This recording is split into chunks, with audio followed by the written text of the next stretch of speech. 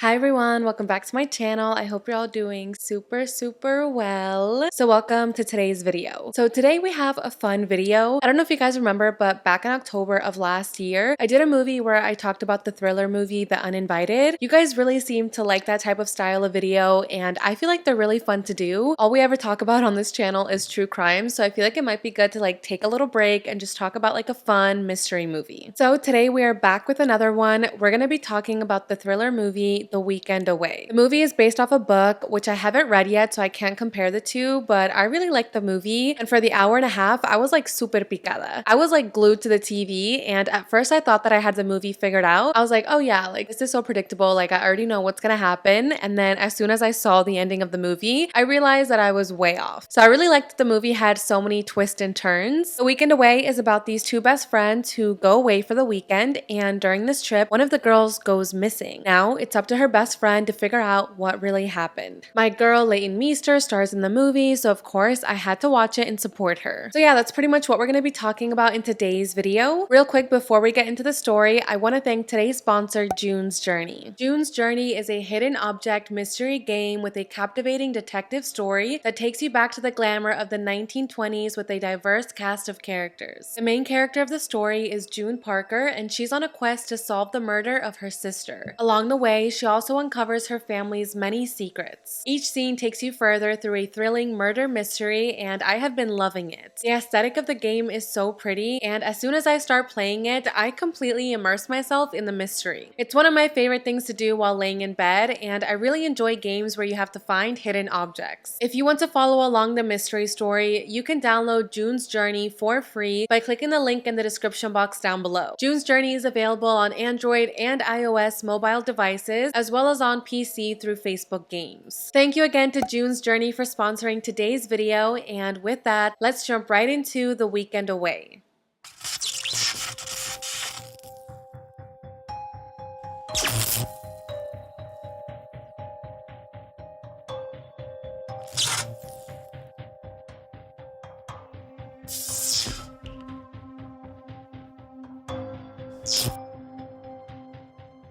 So let's set the scene. The movie starts off with a girl named Beth riding in the back of a taxi cab. She's staring outside the window and she's completely mesmerized by the scenery. First time in Croatia? Asked the taxi driver. Yeah, it's absolutely beautiful. He smiles back at her and they continue to drive. He pulls up to an apartment building and tells Beth that they've arrived. They get out of the car and he starts to unload Beth's luggage. He puts the luggage on the doorstep of the building and he hands Beth a card. Here, take my card, just in case you need me while you're here. Beth accepts the card and sees that the guy's name is Zane. She tries to pay Zane, but he rejects it. Oh, don't worry about it. It's already taken care of. Well, at least take the tip money. Please, let me tip you. Zane accepts the money and he gets back inside the car. At that moment, a girl comes running out of the apartment building and heads straight to Beth. You made it! Beth turns around and hugs the girl back. Oh, it's so good to see you, Kate. I can't believe we're actually here. I can't believe we're actually doing this. It looks like the two girls haven't seen each other in a minute, but they both look so excited to see each other and to be on this trip. Beth grabs her belongings and the girls run inside the building. It turns out that they're staying inside an Airbnb that's in this apartment complex, and the entire apartment complex is so pretty. They're running up the steps heading to the Airbnb, and as they're doing this, Beth thanks Kate for paying for the taxi drive. However, Kate tells her that she didn't pay for it. She tells her, don't thank me, thank Jay. This is all on him. The girls get inside the Airbnb and once again, it's absolutely stunning. I really love the aesthetic and the scenery of the movie. Everything was so elegant and fancy and bright and fresh, and that's exactly what this apartment was like. They had this huge living room, they had 2 bedrooms, and they had this enormous balcony that had the most amazing view of the water. They even had a hot tub on the balcony. Kate asked Beth, did you bring your bathing suit? Oh no, I think I forgot it. It's okay, you can just get inside the tub naked. And Beth stares back at Kate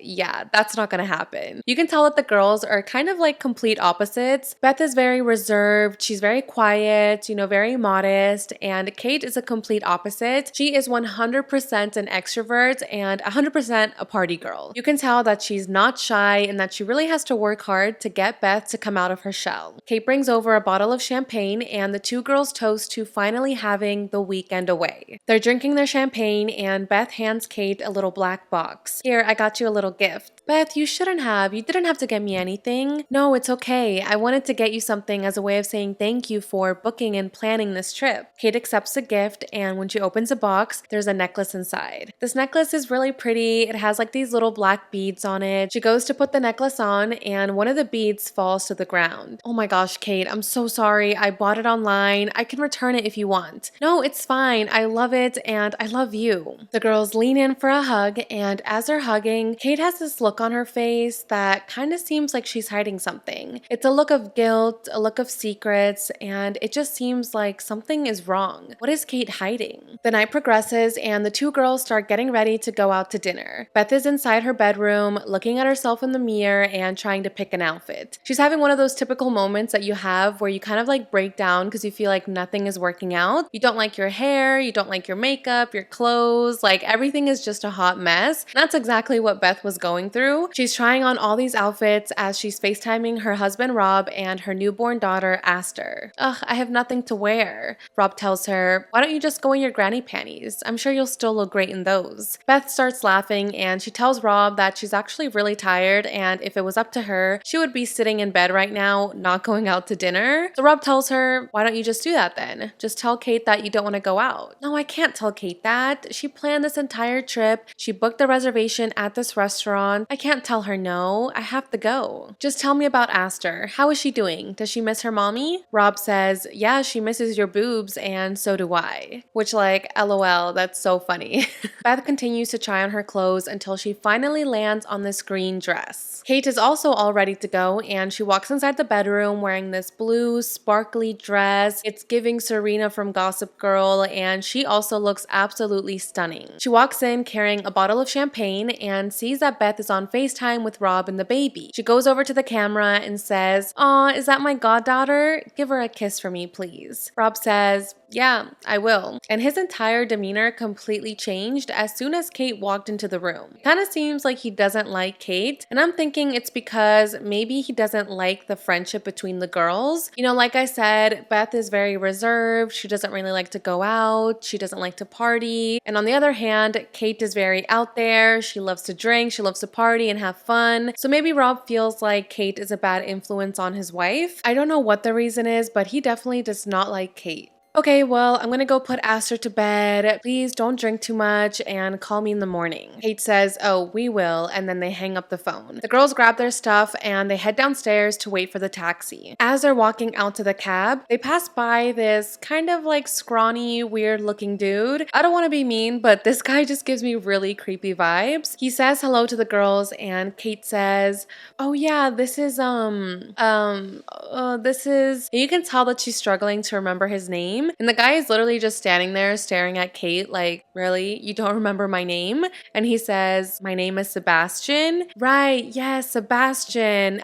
This is my friend Beth. Sebastian owns the apartment building. Beth introduces herself and shakes hands with Sebastian. So, have you settled in okay? Beth says, oh yeah, of course. Everything is absolutely perfect. Thank you. And before he can continue the conversation, the taxi arrives. The girls exit the apartment building and walk away. As they're walking away, Sebastian is just standing there staring at the girls. Like I said, there's just something creepy about this guy. So the girls make it to the restaurant and like I've said throughout the movie, it is absolutely beautiful. They're having dinner outside near the water and they have the most amazing view. The restaurant looks really nice, but it also looks very expensive. Kate suggests that they order some oysters and Beth is like, wait, aren't they gold-plated oysters? Like those are so expensive. Kate reassures her and says, Beth, I keep telling you, this is on Jay. He hasn't taken me off his credit card yet, and I intend on discovering the limit before he notices. Wait, but won't Jay be mad if you use his credit card? Kate says, with any luck, he'll have an aneurysm and drop dead on top of his assistant. Kate calls over the waiter and she orders a dozen raw oysters and the most expensive bottle of champagne on the menu. As she's ordering the food, Beth is just sitting there staring at Kate. She's kind of looking at her with like a face of sadness, and she tells Kate, I've been a crap friend. I'm sorry. I should have been there for you. Beth, don't worry about it. You just had a baby. You're forgiven. But are you actually okay? Kate says, yeah, I'm fine. I could care less about Jay. But enough about me. How are you? How's everything going? How are things with Rob? They're good. Yeah, they're good. He's really good with Aster. Beth doesn't sound too confident while saying this. Okay, and what about you? Is he being a good husband? Well, he's trying. How hard? Are you getting any at least? And Beth says, Kate, and you can tell that this conversation makes her feel completely uncomfortable. What? I'm just asking, how long has it been since you guys have had sex? Beth says, a little over a year now. But it's not him, it's me. I don't know what's going on, but I'm just not feeling it lately, and I'm just not ready to get back to having sex. Well, have you thought about leaving Rob? Have you thought about divorcing him? Take it from me, if you're unhappy, divorce is always the answer, especially when it comes with a big fat alimony check. Beth says, no, I'm not gonna divorce him. No way that's happening. We're just going through a rough patch right now, but everything will be fine, don't worry. Beth, you've said that before. No, don't worry, everything's gonna be fine. We'll get through it. Kate leans in closer to Beth and says, Beth?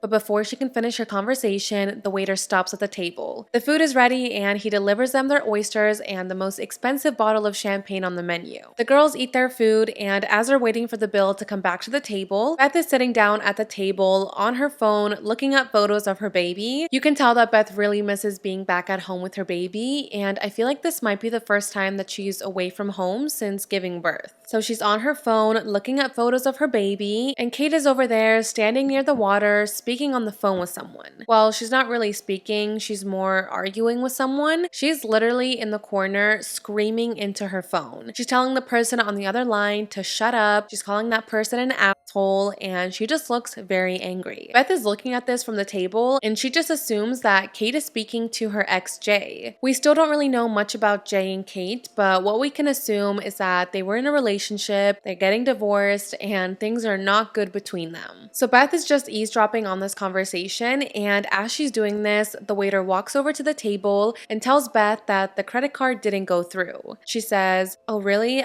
Yes, just give me a moment, let me wait for her to come back to the table. She grabs the card, and a couple of minutes later, Kate comes storming back to the table and she slams her phone down and sits down all angrily. Are you okay? Yeah, I'm fine. Did Jay find out about the credit card? Is that why he's mad? Yeah, he found out about the credit card. I guess I did discover my limit. Beth offers to split the bill, but Kate tells her to not worry about it and that she can just pay for the drinks at the next stop. Kate, I'm so sorry, but I'm really tired. I just want to go home. My breasts are full of milk. Like, I just want to go pump and just lay down in bed. Plus, we have that bike tour tomorrow, so I feel like it's just better if we just go home and get some rest. Kate's face is literally shocked when Beth says this. Beth, no, come on, you can't go home. Please, just stay out with me. No, Kate, I'm sorry. I really need to go pump. Kate tries to convince her one more time. Come on, just go out with me. Let's relive our misspent youth. Who knows when we're going to be on vacation together again? And with that, Beth is convinced. She agrees to stay out, and the two girls pay the bill, they grab their belongings, and they head over to the next stop. They end up calling Zane, the taxi driver, to come and pick them up. I'm assuming they probably are just going to use Zane for the rest of the trip because he seems trustworthy and he seems nice. Zane pulls up to the nightclub and tells the girls that the entrance is just around the corner.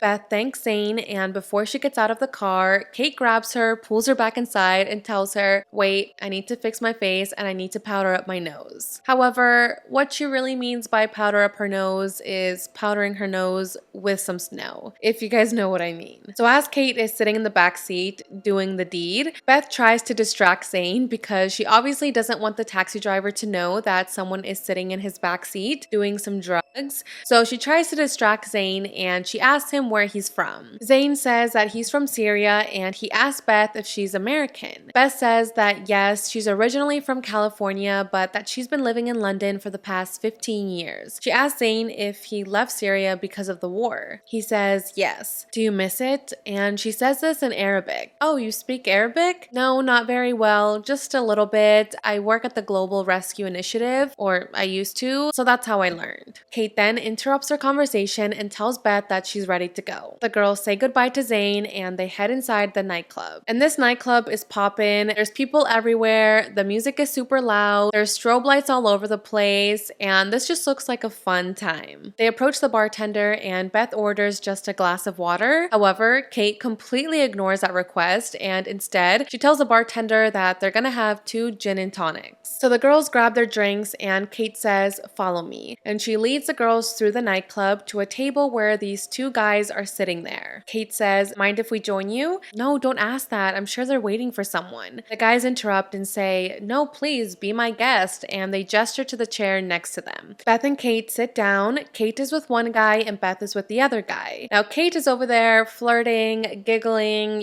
she's getting along very well with this guy, and Beth is just sitting there like, this is awkward. I mean, Beth is married, she has a husband, she has a baby back at home, so I'm sure she feels uncomfortable just sitting here with this guy. So instead of trying to flirt and, make some small talk with him, she literally just pulls out her phone and says, "Do you want to see pictures of my baby?" And the guy's like, "Oh yeah, sure." So she's showing the guy pictures of her baby on her phone and the night continues. At one point, the guys get up from the table and they go to the bar to order the girls some more drinks. While they're gone, Kate tells Beth, "When was the last time someone that hot hit on you?" "He's not hitting on me, he's just being nice." "Are you kidding me? He's 100% hitting on you." When the guys get back to the table, Kate tells them that they should go back to the Airbnb with them. And Beth tells her, "No, I'm literally married, I have a husband, like these guys can't come back with us." So Rob doesn't have to know. One night of excitement might be exactly what you need to get out of this rut. And I guess Beth somewhat agrees to allow the guys to go back to the apartment. I don't think she agrees to having an affair, but I think she's okay with them going back.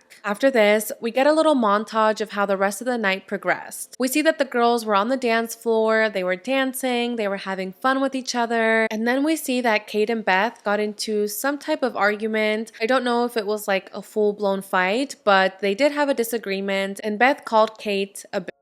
But that's it. We don't really see how the night ended. The next morning, Beth wakes up and she is completely hungover. She literally looks like she hates her life. She gets up, she goes to the bathroom, she's throwing up in the toilet, and she just looks miserable. She goes to wash her face, brush her teeth, freshen up, and then she goes out in the living room to look for Kate. And when she gets to the living room, she sees that the place is kind of a disaster. There's wine glasses all over the place, there's bottles of wine on the table. She sees that Kate's shoes and her dress are sitting on this bench next to some condom wrappers. So it looks like the party did continue back at the apartment. She keeps looking around the Airbnb, and when she gets to the balcony, she sees that the jacuzzi is still running. She goes to turn it off and then she starts calling out for Kate, but she doesn't get a response back. She walks over to Kate's bedroom, she knocks on the door, and once again, no response. So she opens a door. She walks inside Kate's bedroom and the bed is still made, so that means that no one slept there last night, which seems odd because if Kate didn't sleep in her bed last night, where did she sleep? She goes back out to the living room to look for more clues, and that's when she finds this towel on the floor. She picks up the towel and underneath is broken glass and blood. She's looking at this so confused and she doesn't understand what the heck happened last night. She starts calling Kate over and over again, but all of the phone calls go straight to voicemail.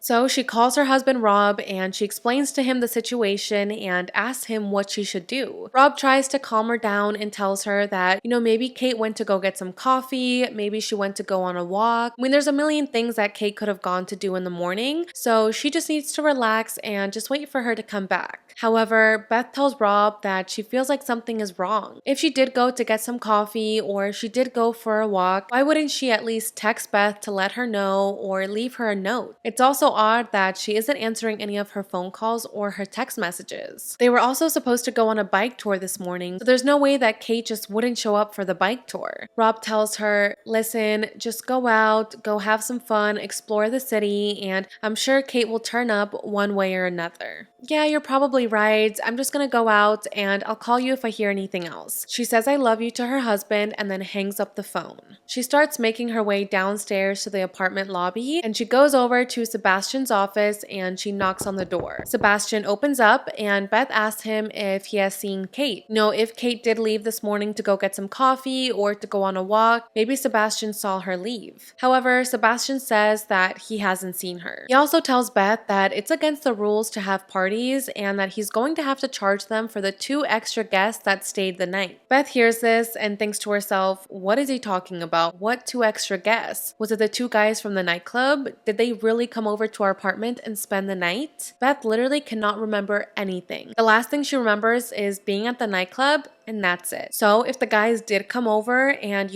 something happened between them, Beth literally doesn't remember anything. So instead of going out and enjoying her day like her husband recommended, Beth goes straight to the police station.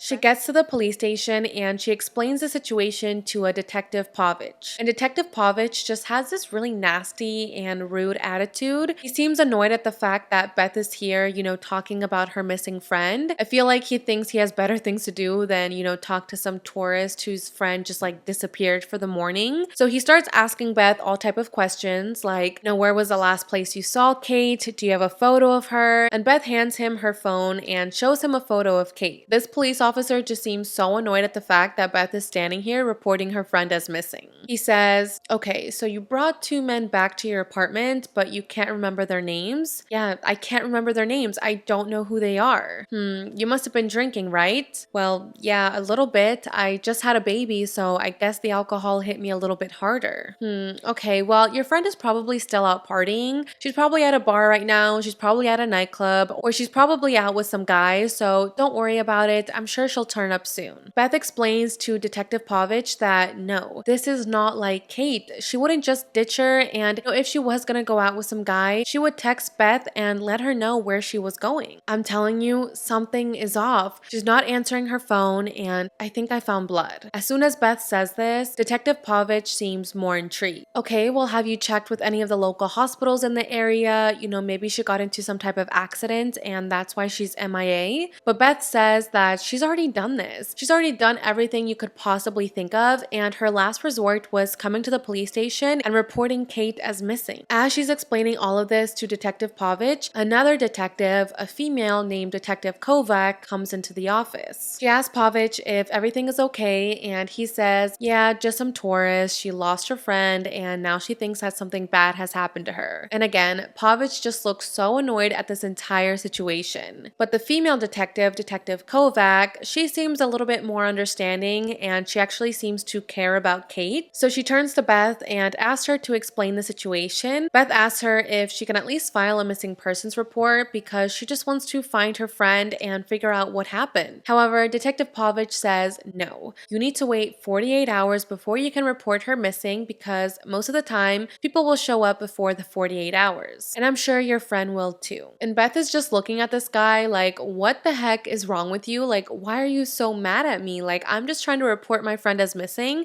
And for some reason, he has all this sass and attitude towards her. So since the police aren't being helpful, Beth leaves the police station and she calls the taxi driver Zane and asks him if he can come pick her up. I mean, Zane is literally the only other person that she knows in Croatia that she trusts, and that seems like a pretty nice guy. So Zane pulls up to the police station and picks up Beth. Thank you so much for coming here. I'm so sorry for bothering you. No, don't worry about it. I was close by anyways. Great. Listen, I can't remember the name of the nightclub last night. Do you know where we were? Yeah, it's called the Blue Parlor. Why, did something happen? Did you lose something? Beth says, yeah, my friend. So Zane drives her to the Blue Parlor and he pulls up at the front entrance. Are you sure you don't want me to get down with you and help you? No, don't worry about it. I'll be fine. And Beth gets out of the car and walks into the nightclub. She starts talking to the bartender and explains to him the situation. You served us. We were sitting over there with these 2 guys. I was wearing a green dress and my friend was wearing a blue dress. However, the bartender says that he has no idea what she's talking about and that he doesn't remember seeing the 2 of them. And in that moment, Zane walks into the nightclub. Zane, what are you doing here? Well, I figured you might need some help. And Zane walks over to the bartender and questions him for a second time. Now this time, the bartender is more helpful. He tells Zane that he does remember the girls and that the 2 men they were with last night were escorts. Beth is completely shocked. Beth explains to Zane that she had no idea that they were escorts and that she didn't hire them. Well, maybe your friend hired them. No, there's no way that Kate would hire them. Why would she hire some escorts? That doesn't make any sense. And then she gets a flashback to when Kate was telling her that maybe one night of excitement might be what she needs to save her marriage. Oh my god, she kept going on and on about how I needed to have some fun and to have some excitement. Maybe she hired the escorts as a way for me to finally have some fun. Gosh, I'm such an idiot. No wonder the guy was into me last night. Because Kate hired him. Zane tells Beth, okay, well, the bartender told me that these two guys come here a lot and that they're always with different women, mainly with tourists, and he doesn't know much about them, but he does know that their names are Matteo and Luca. But come on, I'll take you back to the Airbnb so you can get some rest and we'll reconvene later. He drops Beth off and she calls her husband Rob and fills him in on the situation. He tells her, why did you go to the police? How many times has Kate ditched you for some guy that she just met? No, Rob, I'm telling you, this is different. I don't think she's with some guy. I think something bad happened to her. Rob tries to calm Beth down and he tells her that he has some really cute photos of Astra that he took yesterday. And he also asks Beth if she needs him to pick her up at the airport tomorrow. Oh my gosh, I'm supposed to leave tomorrow. I can't leave tomorrow. Kate is still missing. I have to stay here. What? No, you can't stay the weekend. I have work on Monday. What am I supposed to do about Astra? Rob, I'm sorry, but I can't leave. My best friend is literally missing. I need to stay and figure out what happened to her. Rob tries to be understanding and he tells Beth, yeah, of course, stay, figure it out, like, we'll be fine. Listen, just call me if you find out anything else, okay?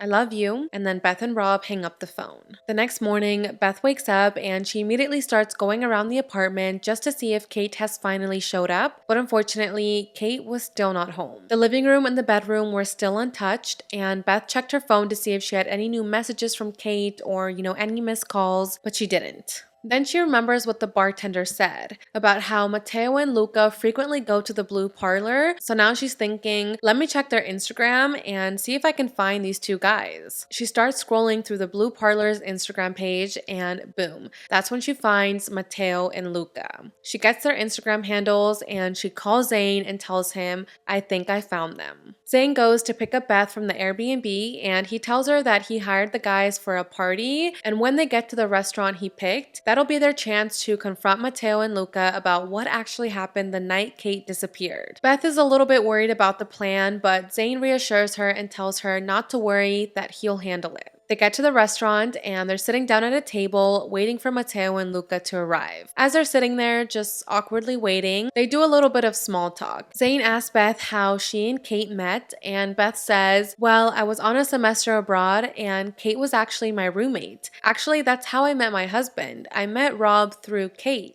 And from the moment that we met, we just hit it off right away. Zane says, you and your husband? No, not me and my husband, me and Kate. As soon as we met, we just immediately clicked. She's an extrovert, I'm an introvert, and even though we're the total opposites, we just made it work. What about you, Zane? Do you have a wife? Zane says that yes, he had a wife named Mina who was a doctor at the hospital that he used to work at back in Syria. Well, is Mina okay with you helping me? She's actually dead. Oh, I'm so sorry about that. I had no idea. And in that moment, Matteo and Luca arrive to the restaurant. As soon as they see Beth's face, they immediately start booking it. They start running all through the restaurant. They're pushing over the waiters. They're knocking into things. They start running through the alleyways, and Zane is right behind them. He literally got up from the table and started chasing Matteo and Luca. Eventually, the two of them get separated, and Zane starts to only chase after Matteo, and he finally reaches him and tackles him to the ground. He picks up Matteo, he brings him over to the ledge of the water, and he literally starts dangling Matteo over the ledge. He says, where's Kate? What did you do to her? And Matteo is saying, nothing, I didn't do anything to her.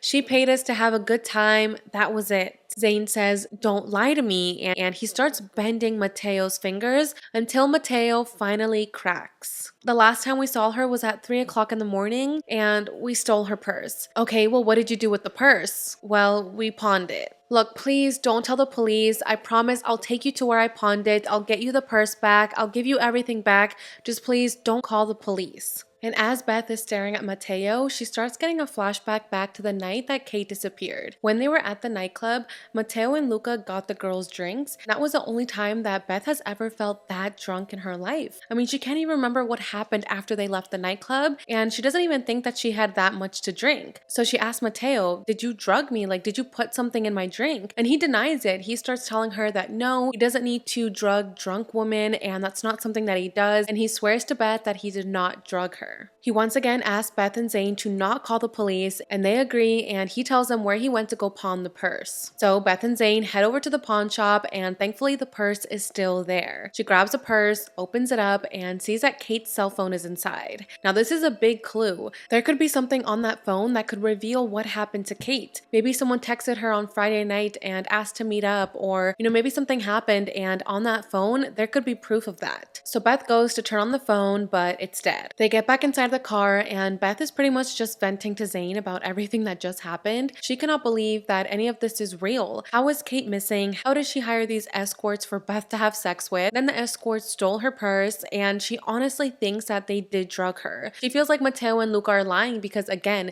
she has never felt that drunk in her life, so something must have been put inside her drink. She's telling all of this to Zane, and Zane tells her, what if it wasn't Mateo and Luca? What if Kate put something inside your drink? No, there's no way. Why would Kate drug me? Like, why would she need to do that? Well, she did hire the escorts, and how come they only stole Kate's purse? Why didn't they also try to steal your belongings? Maybe she drugged you. That way it would be easier for you to have sex with the escorts. Maybe she didn't want you to struggle and for you to say no and for you to try to get out of it. Beth continues to deny this, and she tells Zane that there's no way that happened. There's just no way that her best friend would drug her just so she could have sex with these random men. Beth asks Zane if he can drop her off at the police station because now she has proof that something did happen to Kate. She now has her purse and her cell phone. So if Kate really was out clubbing, or if she did run away, why would she leave her cell phone and her purse behind? So Zane goes to drop her off at the police station, and before she gets down, Zane asks Beth if she can kind of keep this to herself. He doesn't want the police to know that he's helping her with the investigation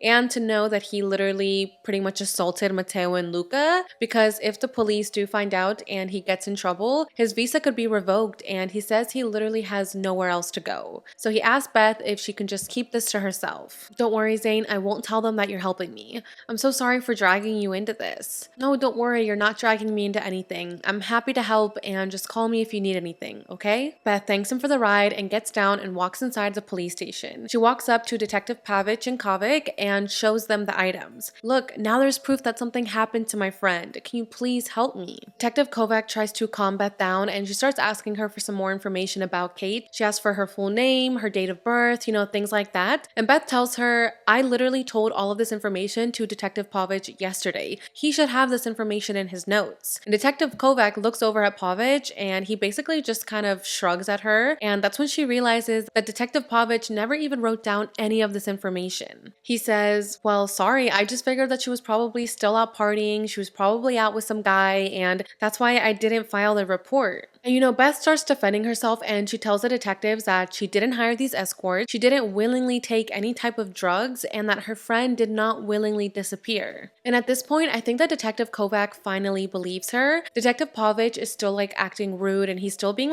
really sassy, but Detective Kovac is now finally starting to take the situation seriously. Beth tells the detectives, can you please just go interview Mateo and Luca? I know that they know more than they're telling us, and I know that they drugged me and Kate. Detective Pavic says, wait, you just told me that you didn't take any drugs. Yeah, I didn't take any drugs. I was drugged. There's a difference between the two. Funny how you didn't mention that before. Do you see how your story keeps changing? And Beth starts to defend herself against Pavic, and that's when Detective Kovac steps in, and she tells Pavic to shut up, to go grab Beth a glass of water, and to look into Mateo and Luca. So Detective Pavic grabs the paperwork and he leaves the office. Now it's just Beth and Detective Kovac alone. Look, I'm sorry about my colleague, but I need to ask you something. Do you think there's any way that you might have been assaulted? And when Beth hears that question, her face just completely drops. I feel like that idea never even crossed her mind. She never even thought about the possibility that she may have been assaulted. She starts getting more flashbacks of the night, and she now sees that she was stumbling around the bar. She could barely walk. She could barely hold herself up. And Luca and Mateo had to carry her down some steps. So now she's wondering, did something happen to her? Did these guys take advantage of her? Because she can't even remember what happened when she got back to the Airbnb. So she tells Detective Kovac that maybe she was assaulted. So Detective Kovac tells her, listen, once we're done filing this paperwork, I'll take you to the hospital and we'll do a checkup. However, there is one thing that I don't really understand. Kate's bag is worth $10,000. Now these guys, these escorts, robbed Kate, they grabbed this $10,000 bag, and then they just willingly gave it back to you. Why would they just willingly give you back a $10,000 bag? Now Beth can't tell her the real reason why she got the bag back, because again, Zane asked her not to get him involved. So she lies to Detective Kovac and just tells her that, listen, I spoke to them, I told them about the situation, I told them about how Kate is missing, and they were willing to give the purse back. Detective Kovac doesn't really believe what Beth is telling her, but either way, she files the paperwork and then takes Beth to the hospital. The doctors tell Beth that any signs of sexual assault are still inconclusive and that the results from her blood test won't come back until 24 hours later. So for now, we don't know if Beth was drugged and we don't know if she actually was assaulted. Okay, so now Beth has spoken to Sebastian, she's spoken to the bartender, she's spoken to Mateo and Luca, she's spoken to Zane, she's spoken to the police. I mean, this girl has literally spoken to everyone she can think of, but the last person she hasn't spoken to is Jay, the ex-husband. Now, Beth remembers that the night that Kate disappeared, they were at the restaurant and Kate was on the phone arguing with someone. And Kate told her that she was arguing with Jay because he had found out about the credit card. So since they were arguing the night she disappeared, maybe Jay flew into Croatia the next morning, went to go speak with Kate, and something happened. She needs to find out, so she calls Jay and explains to him the situation. Now, Jay doesn't really take it seriously. He's kind of laughing on the phone, and he tells Beth that this is just like a typical Kate move. She loves to be the center of attention. She loves to have drama. Like, this is just what she does. Beth is like, okay, so you haven't spoken to her then? No, I haven't spoken to her in weeks. No, that's a lie. You spoke to her on Friday night. I saw her speaking to you. I didn't talk to Kate. Any communication that we have now has to go through our lawyers. I haven't spoken to her in weeks. No, but wait, that doesn't make sense. She said that you called her and were fighting with her because she used your credit card. No, that wasn't me. I didn't speak to Kate. Listen, Beth, I can guarantee you that this whole disappearance thing is just an act. One time she ran off to New York and she didn't even tell me that she was going. She didn't even communicate with me for that entire week. Like, this is just something that Kate does. She likes to punish people. Look, I gotta go. Just call me if you hear anything, okay? So if Kate wasn't on the phone fighting with Jay, who was she talking to?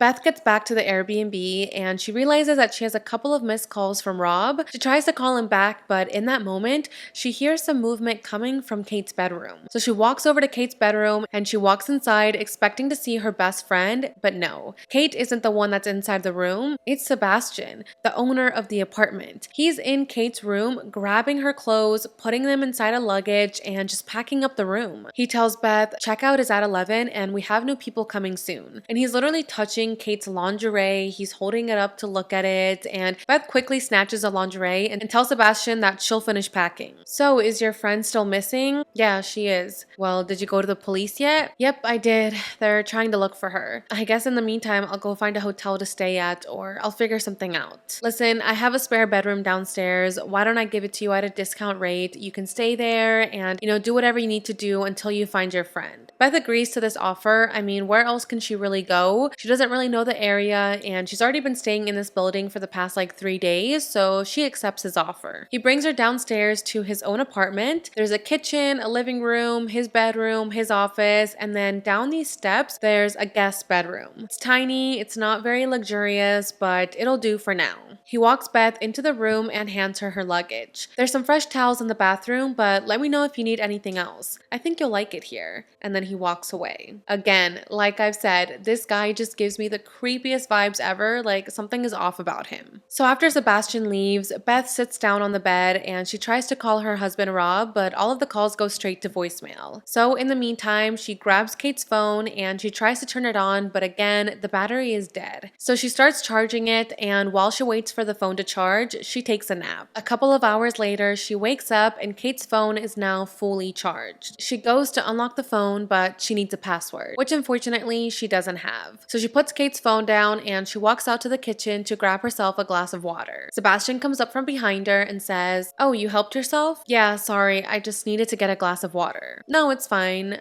So are you hungry? I was thinking of ordering in some takeout." "Oh, yeah, sorry, I'm about to go out actually, but thank you though." And Beth quickly grabs her things and she walks out of the Airbnb. She calls Zane and asks if he can come by and pick her up. When he gets there, she says, "I'm sorry for calling you. I just really needed to get out of there." "No, don't worry about it. I'm always happy to help. Listen, have you eaten yet? I'm thinking we should go get some food before we keep looking for clues. I actually know of a really good Syrian place around the..." Before he can finish his sentence, he's interrupted by Rob. Rob shows up at the Airbnb. He's supposed to be back in London, but now he's in Croatia. Beth turns around and she is so surprised to see her husband. "Rob, what are you doing here?" "Beth, I've been trying to call you all day to let you know that I was coming here. I was so worried about you, so I wanted to be here for you in person." "I'm sorry, am I interrupting something?" I mean, he just walked in on Beth and this random guy that he doesn't even know talking about going to dinner together. So it was an awkward moment and Beth tells him that no, nothing is going on. She introduces Zane to Rob and explains to Rob that this guy is a taxi driver and that he's been helping her figure out what happened to Kate. The two of them shake hands and Zane tells Beth that he better get going and to call him if she finds out anything else. He gets inside his taxi cab and drives away. And Rob is feeling a little upset and jealous. Who the bloody hell is he?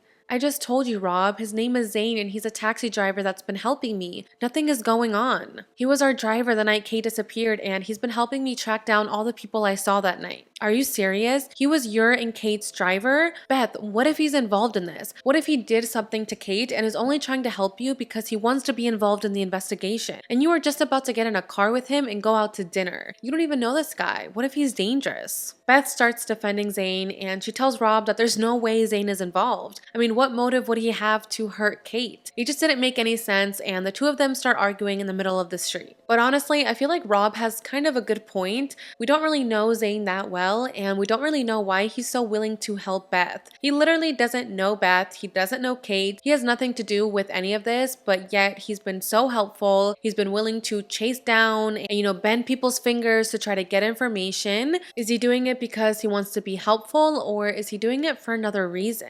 So Beth and Rob go back inside the Airbnb and Beth explains to him everything. She tells him about the nightclub, about the escorts, about her potentially being drugged and assaulted. And Rob is pretty shocked to hear all of this. "Are you serious? She hired escorts for you? Do the police think that they're involved? I mean, what's going on?" "No, I don't know. Police are barely even lifting a finger to try and find Kate." And as they're having this conversation, Beth gets a phone call. She picks up the phone and it's the detectives. They had finally found Kate. But unfortunately, it was not the way that Beth had hoped. Beth and Rob go over to the medical examiner's office and there, lying on the table, was Kate. Beth and Rob start uncontrollably crying. They're consoling each other and Beth just can't believe that her best friend is dead. How did this happen? It all started with them just going away for the weekend to have a good time, to have a girls' weekend, and now it ended up with Kate being dead. Now, Detective Pavic and Kovac are also in the room, and the reason why they're there is because they don't believe that this might have been an accident. Instead, Kate might have been murdered. They tell Beth and Rob that they need to wait for the autopsy results to see if Kate was actually murdered, so in the meantime, they'll keep them posted. After leaving the medical examiner's office, they go back to the Airbnb and Beth tries to get some sleep. At this point, she is completely exhausted, she's distraught, she's heartbroken, she's sad. I mean, she has so many emotions going through her, so she takes a really long, deep sleep.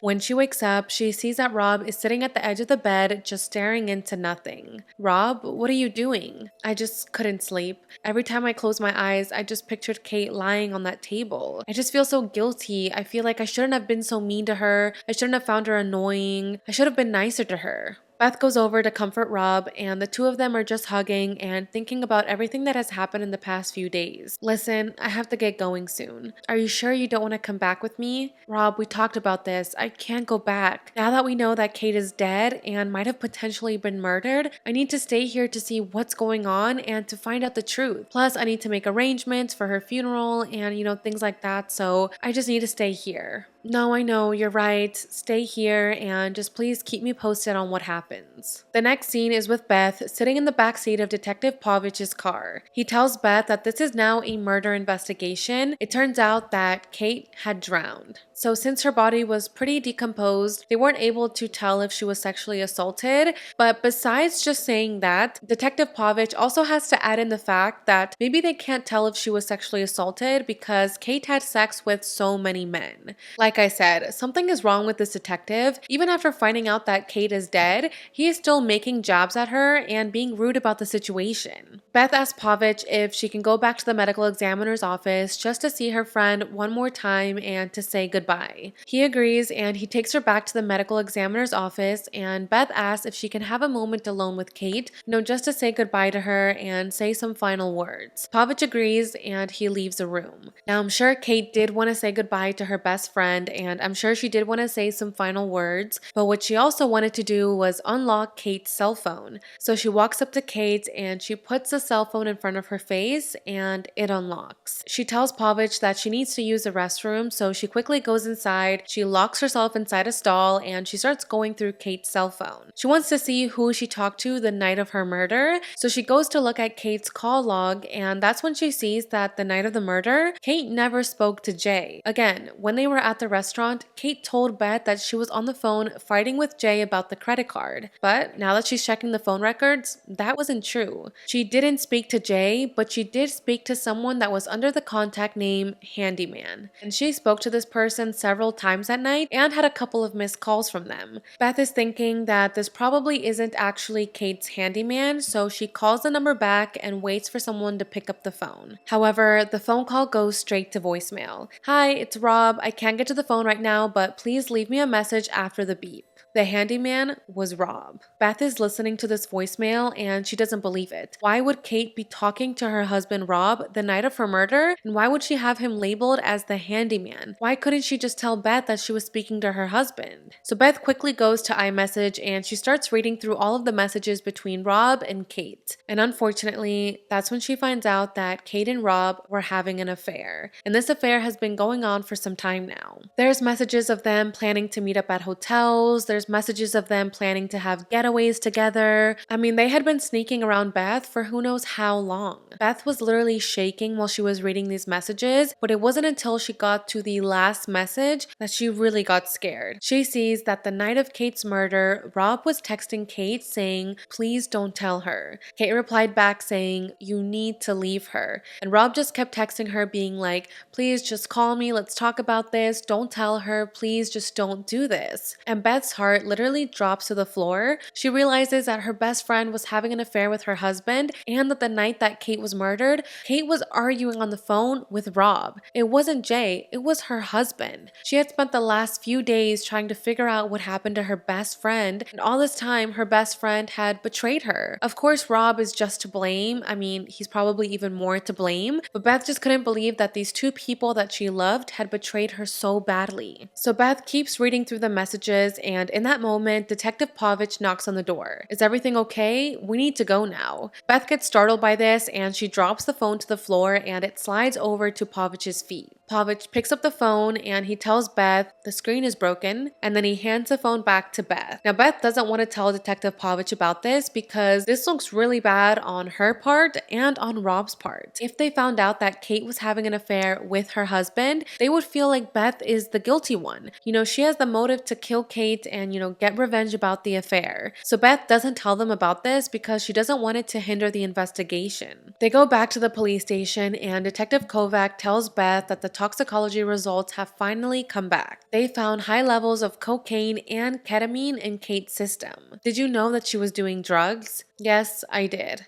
Well, why didn't you tell us? Well, you already made a judgment about her, so I figured if I told you she was doing drugs, you guys would stop looking for her. Well, we also got the results back from your test, and it shows that you also had ketamine in your system. See, I told you that Mateo and Luca drugged me. No. We went to go question Mateo and Luca, and they denied drugging you or Kate. Well, yeah, that makes sense. Why would they willingly admit to drugging girls? I don't know, but they don't have any prior arrest, and they have a solid alibi for the night that Kate was murdered. So they didn't do this. Okay, well, what about Kate's ex-husband, Jay? It's always the ex-husband. They're in the middle of a divorce, so maybe he has motive to kill Kate. Yeah, but he's in London, so we don't really think he's involved, but we'll look into Jay. Now listen, we interviewed people from the Blue Parlor, and several people saw you fighting with Kate the night of her disappearance. Is that true? And Beth gets a flashback from that night and remembers that she called Kate a bitch. No, it wasn't really a fight. It was more of just a conversation. Detective Povich interrupts her and says, "Wait, I thought you said you didn't remember about anything that happened that night." Well, yes, I don't remember everything. I remember that I passed out in the taxi, but some of my memory is starting to come back. Wait, why are you guys questioning me so much? Do you guys think that I had something to do with Kate's murder? The detectives look at each other as if they're both thinking the same thing. Maybe Beth did have something to do with Kate's disappearance. They ask her if there's anything else that she hasn't told them yet, and Beth says no, which again is a lie because she now found out that her best friend was having an affair with her husband, but again, she doesn't want to tell the police this information because then they'll really think that she's the killer. After questioning her for some time, Detective Povich drives Beth back to the Airbnb. "We're gonna need your passport until we can verify your statement. Can you go grab it for me, please?" Beth walks over to her room to grab the passport, and when she comes back outside, she sees that Povich is talking to Sebastian, the apartment owner, and that he's handing him his card. "Please call me if you notice anything suspicious." Sebastian accepts a card, and Beth hands her passport over to Povich. He smirks at Beth, and then he walks away. Beth goes back inside her bedroom, and she immediately calls Jay and confronts him about the affair. "Jay, you knew about the affair, didn't you?" "Yes, I did. Look, I was going to tell you, but you just had a baby, and I didn't know what to do." "Jay, my husband was having an affair with my best friend, and you didn't think I had the right to know? How could you keep this from me? How long was it going on for?" "Not long, maybe just a couple of months. I guess Kate was just trying to get back at me. You do know that her and Rob had a thing in university, right?" Beth says, "Yeah, I know they had like a one-night stand when we were in college, but that was it." "What are you saying? Are you saying that Kate and Rob have always had feelings for each other?" "Look, I don't know, but maybe there were some feelings still there on Kate's part." Beth hangs up the phone and she just can't believe that any of this is real life. She goes to a restaurant to meet up with Zane and she vents to him about everything. "Oh my gosh, what if Kate did drug me? That way I would sleep with someone and Rob would find out, he would divorce me, and she could have Rob all to herself. What if she planned this? Maybe that's why she got the escorts, because she wanted me to cheat on my husband so she could have him." "Well, do you think maybe Rob could have killed her? I mean, he also had motive to do this."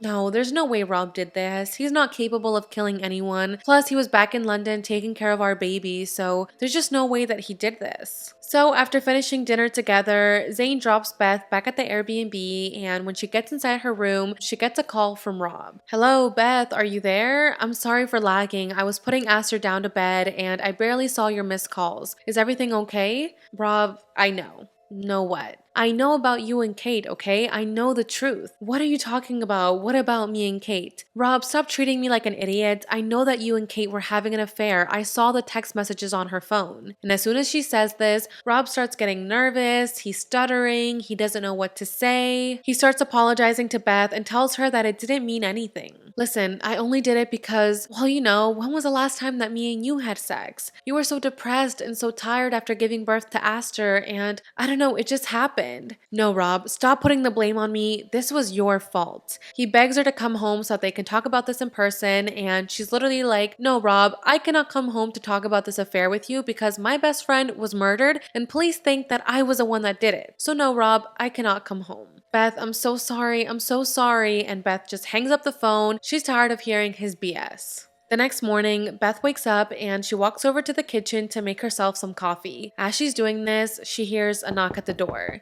It's Detective Povich and Kovac. They walk over to Beth and tell her, "You're under arrest on the suspicion of murder." They handcuff Beth and they bring her down to the station. The detectives start questioning her and they ask her about her relationship with Zane. "How long have you known Zane and how did you meet him?" "Well, I haven't known him for long. He was just our taxi driver and he's been helping me figure out what happened to Kate." Okay, so why didn't you tell us that he was there when you confronted Mateo and Luca? Why didn't you tell us that he actually assaulted Mateo and dangled him over the edge of the water? I didn't tell you guys because I didn't want him to get in trouble, and Zane has been so helpful and he's a good person. Okay, well, did you know that Zane is actually tied to a criminal organization? Yeah, he's a member of an Albanian gang that's involved in human trafficking, among other things. Did he tell you that part? No, there's no way that's true. He's not a criminal. Yes, Beth, it's true. Zane killed Kate because you hired him to do it. What are you talking about? Why would I want Kate to be dead? Because he was having an affair with your husband? And in that moment, Beth's jaw literally drops to the floor. Yeah, I bet you thought we wouldn't find out, but we know about the affair. Why didn't you tell us about it? Well, I barely found out yesterday and I just didn't know what to say. Look, I want to speak to a lawyer. I demand a lawyer. They call over a lawyer and the lawyer tells Beth that the only reason they haven't charged her with anything is because they don't have enough evidence to do so yet, but that doesn't mean they won't charge her in the future. The detectives were hoping that if they pressed Beth about Zane and about the affair, then she would confess to everything. Confess to what? I literally didn't do anything. The lawyer lets out a deep sigh and she hands her card over to Beth. Here, call me next time before you say anything to incriminate yourself. And the lawyer walks away. Beth gets back to the Airbnb and she just cannot believe that this is actually happening. How was she just arrested for the murder of her best friend? She walks inside her room and she's surprised to see Zane. Zane is sitting on a chair inside her room in the dark. Your landlord let me in. What are you doing here, Zane? The detectives told me that they had arrested you and that you were connected to an Albanian gang. Like, what is going on, Zane? Yes, it's true. They did arrest me, but they checked my alibi for the night of Kate's murder and they cleared me. As for the criminal organization, I'm not connected to any gang. Look,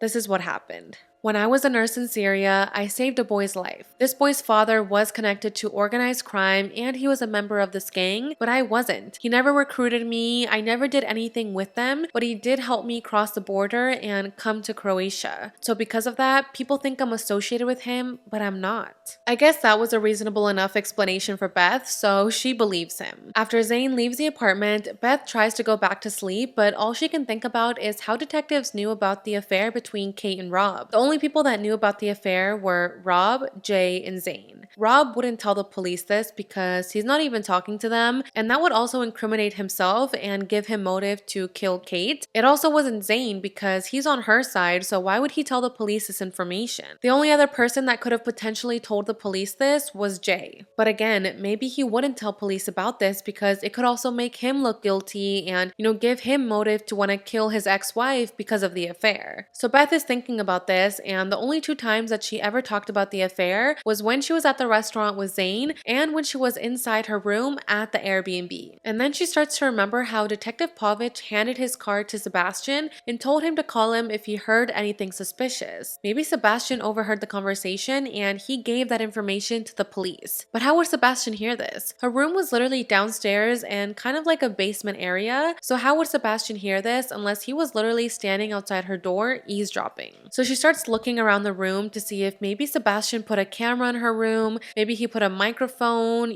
maybe he put something to listen in on her conversations. She starts looking at the dresser inside the room, and when she gets a closer look at it, she finds it. There, inside the dresser, was a microphone. Sebastian had been listening in on her conversations this entire time. She storms out of the room and walks over to Sebastian's office to confront him. She knocks on the door but gets no response. She tries to open it, but it's locked. So she walks over to the kitchen and she tries to find a tool that she can use to prop open the door. As she's doing this, Sebastian walks in. Are you looking for something? Yeah, I was actually looking for the takeout menus. I'm a little bit hungry, so I was thinking of ordering some food. You do know all the menus are online now. Yeah, I know, but I don't have any more data and I don't know the Wi-Fi password. Could you actually get the password for me, please? Sebastian puts his things down on the table and walks over to get her the password. Beth notices that he left his keys on the counter, so she quickly grabs the key to the office and hides it inside her pocket before Sebastian returns with the password. Here's the password. Thanks. Are you going out tonight? Yeah, I'm about to leave actually to go to the movies to watch a movie that I supervise the music for. Sebastian hands Beth the password and then he grabs his things and leaves the apartment. Perfect. This is Beth's chance to go inside the office and see what Sebastian knows. Beth unlocks the office and when she gets inside, she sees that the room is filled with monitors and that all of the monitors are displaying cameras that are inside the rooms. Sebastian has been spying on everybody that's staying inside this apartment building. He has cameras inside the bedrooms,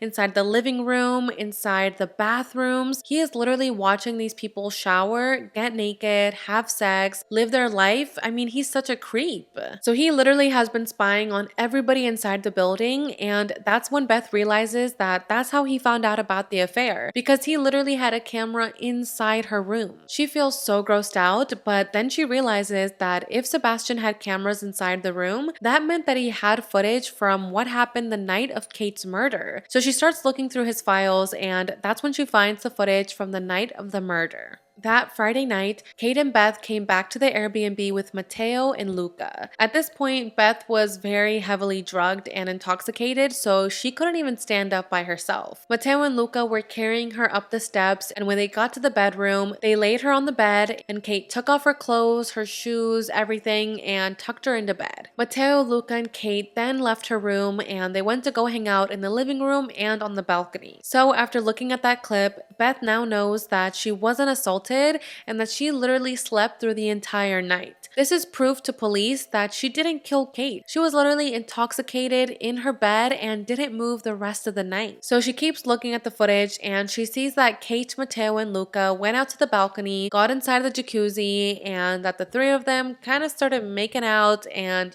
doing stuff. They're making out, they're drinking champagne, and at one point, Kate gets out of the jacuzzi and tells the boys to not go anywhere. She runs over to the bathroom, and as she's in the bathroom, Matteo and Luca get out of the jacuzzi, they put on their clothes, and they take Kate's purse. They start running away, and in that moment, Kate runs out of the bathroom and she realizes that the guys have robbed her. So she quickly puts on a cover-up and she starts chasing after Matteo and Luca. She makes it all the way out to the street, and that's when she hails down a taxi cab and tells the driver to follow Matteo and Luca. Now, while Beth is sitting in Sebastian's office looking at all of this footage, there's a monitor to the side of her that shows a view from the front entrance of the building. And on this monitor, we can see that Sebastian is coming back. Instead of going to the movies and being long gone like he told Beth, he's actually on his way back to his office. And Beth has no idea. So she keeps looking at the footage and she sees that later that night, Kate did come back to the Airbnb. But this time, it wasn't a taxi driver that dropped her off. Instead, she came back in this nice, fancy black vehicle, and Beth couldn't really get a good look at the driver, but she was able to write down the license plate of the black car and of the taxi. Before Beth can keep looking at the footage, Sebastian starts opening the office door. Beth quickly slams the door in his face and she runs out and tries to escape. I mean, she's creeped out by this guy. She doesn't know if this guy is a killer.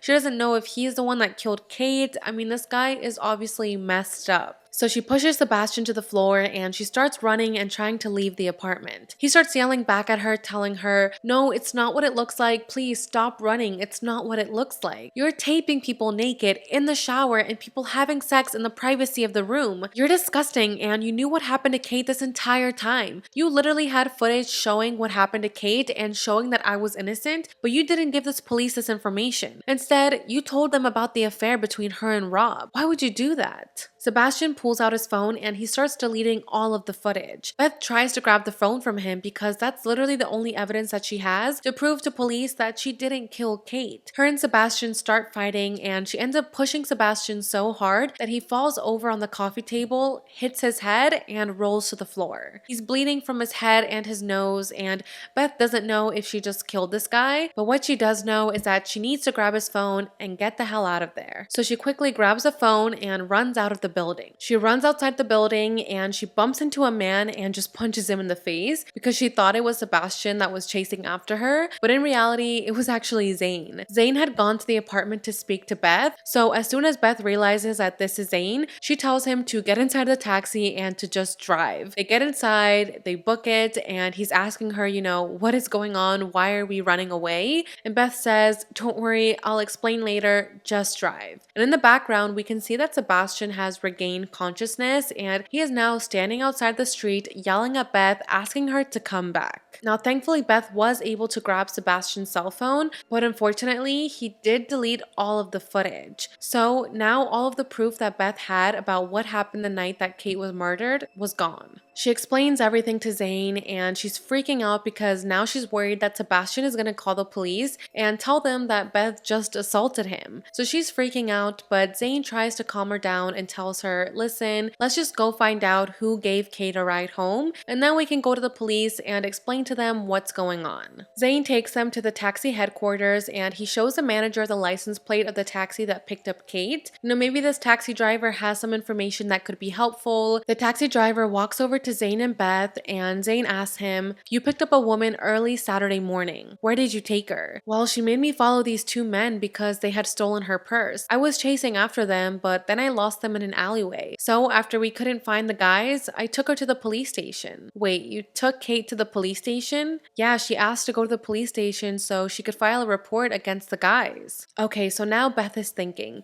if Kate had gone to the police station to report her bag as stolen, there should have been a record of it. On top of that, Detective Povich and Detective Kovac should have recognized Kate if she had literally gone to the police station the night of her murder. So why was Detective Povich and Detective Kovac acting like they had no idea who Kate was? Beth and Zane start walking back to the car, but in that moment, police officers show up and surround the two. Now, one of the cars that pulls up is the same car that gave Kate a ride home the night of her murder. And when the driver steps out of the car, it's Detective Povich. Detective Povich gave Kate a ride home the night she was murdered. Maybe that's why Povich has been acting so rude and dry this entire time, because he knew Kate and might have potentially killed her. So now that Beth knows that she can't trust the police, she immediately starts running. She books it and Zane follows after her. The two of them start running and this turns into a full-blown police chase. All of the police officers are chasing after the two. Detective Povich and Kovac are also going after them and telling the pair to stop running and to stop hiding. Zane tells Beth to just keep running and that he'll distract the police officers so that she has enough time to get away. Beth agrees with the plan and she continues to run and run while Zane walks over to the detectives and turns himself in. Detective Kovac detains Zane, and in the meantime, Detective Povich continues to chase after Beth. Beth runs all the way to the top of the roof, and when she gets there, she realizes that she has nowhere to go. There's literally nowhere else to run to, and at this point, Detective Povich has caught up to her. He gets up to the rooftop, and he points his gun at Beth and tells her to stop. It was you, wasn't it? You killed her. What are you talking about? You killed Kate. You gave her a ride home. You tried to hit on her. She rejected you, so you killed her. I have no idea what you're talking about. Yes, you do. You killed her. She was a slut. That's what she was. No, she wasn't. That's just what men call women who won't sleep with them. He tells Beth to shut her mouth and then he grabs her. In that moment, Detective Kovac finally gets to the roof and tells Povich to let her go. A struggle ensues between Beth and Povich, and in the struggle, Povich accidentally falls over the edge of the roof and lands on the floor, dead. Beth looks down at his body and she just feels a sense of relief. It's finally over. She now knows what happened to Kate, who killed her, and she can finally put all of this behind her and go home. The next morning, Beth goes back to the police station to speak to Detective Kovac. Detective Kovac apologizes for everything. She apologizes for accusing her of murder. She apologizes for her bad behavior. She keeps apologizing to Beth and explains to her what they think happened. They were able to find security footage at the boardwalk next to the Airbnb. And on the footage, they can see that yes, Detective Povich did give Kate a ride home, and yes,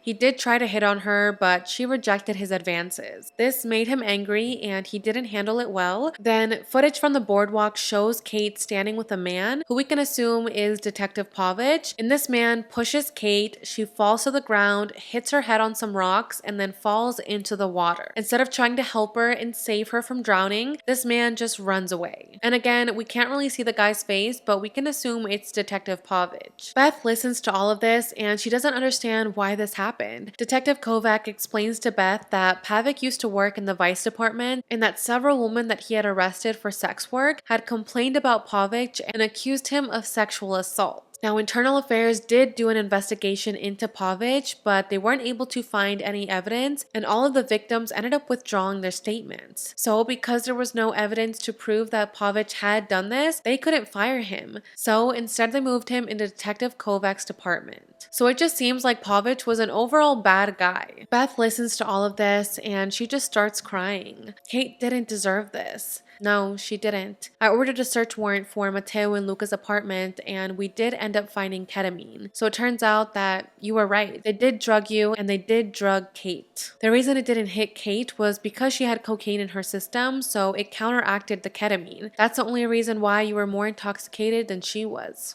Detective Kovac tells Beth that she's free to go. She hands her card and tells her to call her if she ever needs anything else. Beth grabs the card and leaves the police station. She meets up with Zane outside the station and tells him that it's finally over.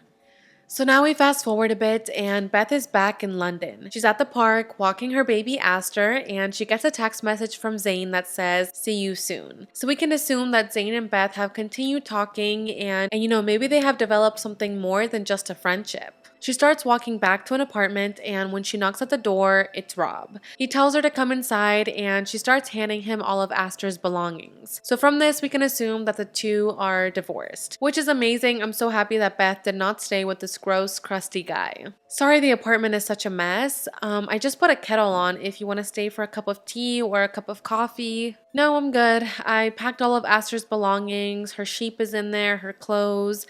I didn't bring any diapers because I figured that you would have them. Yeah, no worries. I can always pop out and get some more diapers. Listen, there's this kids event at the park tomorrow.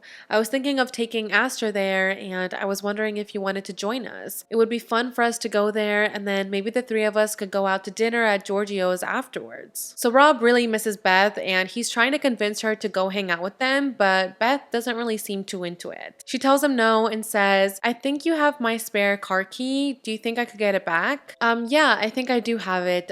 You can go check the bowl in the hallway and if it's not in the bowl, it's probably inside my jacket. So Beth walks over to the hallway and she's looking through the bowl, but she doesn't find the keys. So she grabs Rob's jacket, she starts going through the pockets and she finds the keys. Now along with the keys, she also finds something else. From Rob's pocket, she pulls out a black bead. The same type of black beads that were on the necklace that Beth gave to Kate. Why was one of these beads inside Rob's pocket? The only time that Kate was wearing that necklace was the night that she was murdered. Rob was supposedly in London during that time. So how did one of the beads end up in his pocket? Beth starts panicking and she quickly runs to the bathroom and locks herself inside. She grabs her phone and she calls Detective Kovac back in Croatia. Detective Kovac picks up the phone and Beth says, "It wasn't him. It wasn't Pavich. It was..." And before she can finish her sentence, there's a knock at the door. "Beth, is everything okay?" "Yeah, everything's fine. I'll be out in a minute." She puts her phone in her pocket, she collects herself, wipes away her tears, and then walks outside the bathroom. "Hey Rob, I think I'll stay for that cup of tea if that's still okay with you." Rob says, "Of course," and he's literally smiling from ear to ear because he's just so happy at the fact that Beth wants to stay and hang out with him. So they walk back to the kitchen and Beth is sitting down at the table while Rob is preparing her tea. "So I suppose you have a lot of work to do before you start your new job on Monday." And Beth is just sitting there staring at Rob, not responding to anything he says. He asks her, "What's wrong? Do you need something else for your tea? Do you need some milk? Do you need some sugar?" "You killed Kate." What are you talking about? Is this a joke? Why are you saying that?" And she shows him the black bead. "It's only a 2-hour flight away. You flew into Croatia Friday night, you killed Kate, and then you flew back to London Saturday morning. It won't be hard to check the flight logs. You killed her." "Okay, I can explain everything. It was an accident. It was all an accident. Please just listen to me." Beth immediately gets up from the table and says, "Oh my God, what did you do? Why did you do this?" "Look, Beth, just calm down. Let me explain to you what happened. Yes, on Friday, I did fly to Croatia. I was waiting outside your Airbnb because I wanted to speak to Kate. I was scared that she told you about the affair and I wanted to talk to her in person and see if we could figure this out." As Rob is explaining this to Beth, we as a viewer get a flashback to what actually happened that Friday night. So after Detective Pavich dropped Kate back off at the Airbnb, she starts making her way back inside the apartment when all of a sudden Rob appears from around the corner. "Rob, what what are you doing here? You know this makes you a stalker, right? I don't care. I needed to see you in person. You weren't answering any of my phone calls or any of my messages, and I thought that you had told Beth the truth. Come, let's go for a walk and let's talk about this. The two of them start walking along the boardwalk, and Rob asks Kate, have you told her? Have you told Beth the truth? Is that actually what you want to do? Do you want to ruin her life? Because if you tell her the truth, you're going to ruin her life and you're going to ruin our marriage. Is that what you really want? I know I don't. Not unless that means that you and I will actually be together. Kate says, for God's sake, Rob, how many times do I have to tell you this? It meant nothing. How can you say it meant nothing? Why were we doing any of this if it meant nothing to you? Rob, it was the biggest mistake of my life. You were just a rebound fling and you were just at the right place at the right time. And while we're seeing this in the flashback, Rob is telling Beth a completely different story. He's telling her that Kate was the one who was begging for them to get together, that she was the one that wanted to continue the affair, and that she was the one that was in love with him. So going back to the flashback, we see that Rob and Kate were at the boardwalk arguing about the affair. Kate tells him that from now on, she only wants to tell the truth. She starts walking away, but in that moment, Rob grabs her. She tries to get away from him, and in the struggle, Rob yanks the necklace off her neck, and that's probably how one of the beads fell inside his pocket. They continue to struggle, and he ends up hitting Kate, which causes her to fall over, hit her head on a pile of rocks, and fall into the water. Now at this point, Kate was still alive, but instead of getting in the water and getting Kate some help, Rob simply walks away. Beth tells Rob,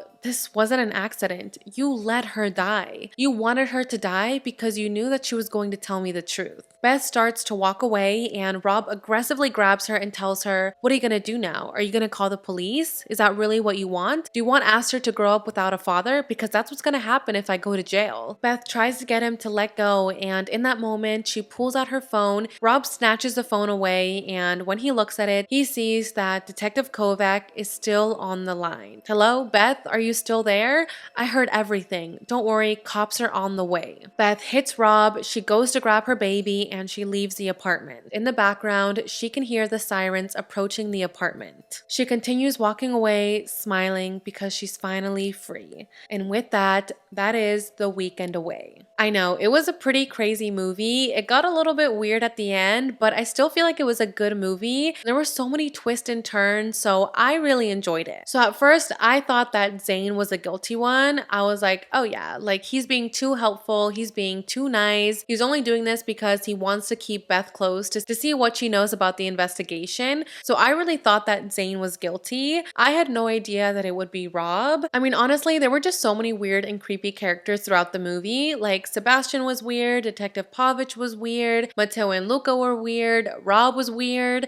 Like it was just a crazy movie where I felt like everyone was a little bit insane, but overall, I did think it was a really good movie. I definitely feel like there were a lot of like plot holes, I guess, and things that didn't really make sense. For example, why was the bead still inside Rob's pocket? At this point, it had been weeks since Kate was murdered, so you would think he would have reached in his pocket at one point and realized that the bead was still there. So I felt like that was like a little bit cliche, you know, that the fact that this one piece of evidence was still in Rob's coat after all of these weeks. People have said that the book is better and it does have a different ending, so I'll definitely have to check that out and see which one I like more. But yeah, I would love to know what you guys thought about The Weekend Away. If you guys want me to cover another thriller / mystery movie, make sure to comment it down below so I can add it to my list. Before we leave, today's Familia feature goes out to Daisy Gonzalez. Thank you, Daisy, for being a member of La Familia, and if you guys want to be featured in the next Familia feature, all you have to do is click the subscribe button down below. Once again, thank you to June's Journey for sponsoring today's video. Don't forget to download the game for free by clicking the link in the description box down below. Alright you guys, that's pretty much it for today. I will see you guys in the next video. Bye guys!